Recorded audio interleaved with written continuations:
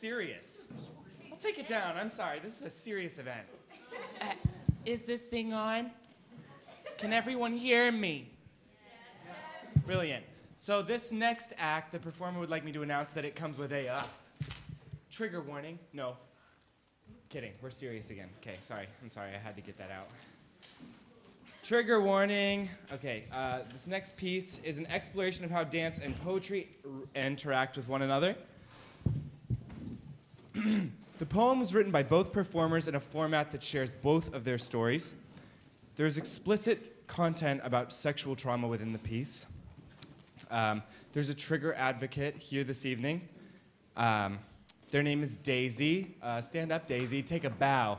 There she is. There they are. Daisy. All right. If you feel overwhelmed or if you would like someone to speak with so you're able to further process what is happening, come up to the advocate and tap them on the shoulder. They will take you to a quiet area to support you in what you need. Now is an opportunity to leave the room if you're uncomfortable with viewing the content or if you have young viewers present with you.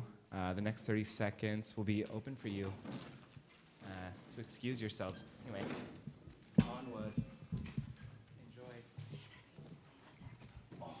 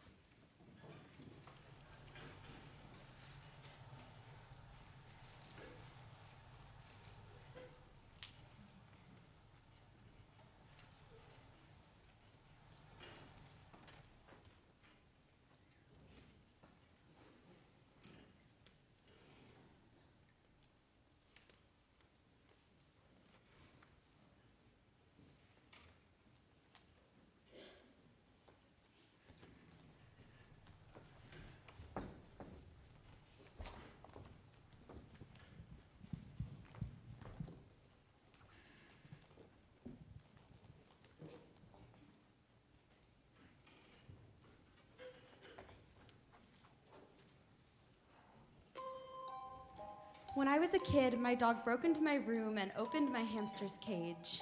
We found her with my hamster in her mouth, posed between her teeth while she contemplated the bite. When we got the hamster out, he was unharmed but completely paralyzed, barely moving, barely breathing, praying that playing dead would protect him. A few years later, I learned the same survival mechanism. When the unwanted hands of men would close around me like the razors in a hungry dog's mouth, I learned the art of dissociate. Some people have asked me why I didn't say no, because I learned young that saying no does not get results.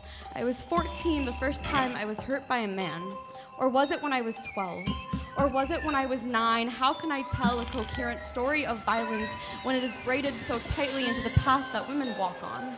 There is no start to the story, and there is no end. When I was 17, I was experimenting with my sexuality with men and women, but never having intercourse.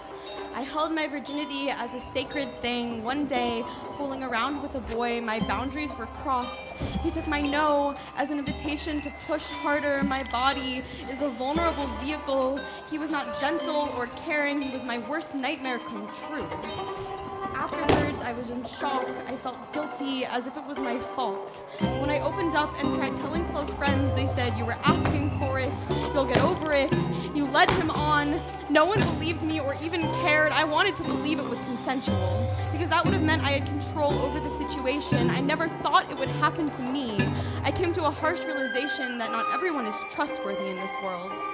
Playing dead is an involuntary response. The feet go limp, the breathing slows. This brilliant trick can last for hours after the attack is over, and it makes the animal more vulnerable.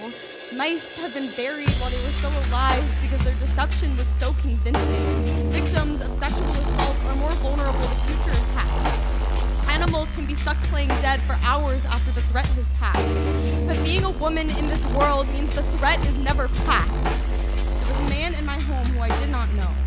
I was intoxicated. My words and thoughts and vision were blurring. He was sober. He knew that I was seeing someone and that I was gay. He started kissing me, trying to get me to have sex with him. I didn't want to, but he got me into my room and raped me. My whole body went numb. I knew it was happening, but I didn't want to believe it. How could this be happening in my own bedroom? I could not move. I could not speak. All my past experiences of sexual trauma emerged once again, and I will never forget the words he said after this. You must feel great. Now you've slept with me and my ex-girlfriend. I felt like an animal looking every which direction, fearful of being preyed upon, a deer in the headlights. I'm reminded again and again. Images of awful memories reappear in my mind as I see my rapist around town. I see him at a house show, at my work. I even escape to a big city like Portland and find myself choking on how to react as his gaze pierces me from a few feet away while he's sitting outside the cafe I am in. My body is in high alert, stunned, and unsure how to respond. It is spiritual immobility, forced hypnosis. They ask me why I didn't say no. That word was never sewn into my vocabulary the way that fear was sewn into my bones. The first time I said stop and I was listened to, I said thank you, like I had just received the most beautiful gift. I'm in bed with my lover and I pause to say, what do you want to do right now? She says thank you, like I have just given her the most beautiful gift no one has ever asked her before. We stopped kissing and instead talked for hours about all the no's that were said and not heard, the ones that died in our mouths, alongside the hands that were never wanted and the questions that were never asked. I pass on my questions to her, and we say yes to each other, and we say no to each other, and in these small ripples of change I see a better story being told. It's been a long time since I played dead. Sometimes I find pieces of that gun trigger ice under my skin, but I am thawing myself out.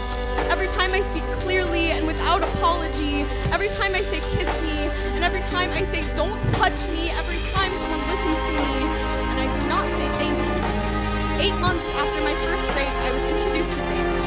I had never felt so uplifted in my life before. I felt ecstasy run through my veins, sensations tingling through my body. I was at a loss for words on how dancing could do that to me. I kept going as often as I could. It was my outlet to feel connected and supported by others. We didn't need words. It became an outlet to release repressed emotions, to dig into sexual trauma, and to become accepting of my body. I cannot heal this culture's trauma. I cannot save every person locked in their own silence. I cannot even save myself from all the tiny deaths that I have experienced. But I can take the space that I exist in and I can make it safe. I can tell this story, even if it is jumbled and sharp and scary, because now I know that stillness will never hold me the way that truth liberates me. Now I know that speaking and dancing is the only survival mechanism I need.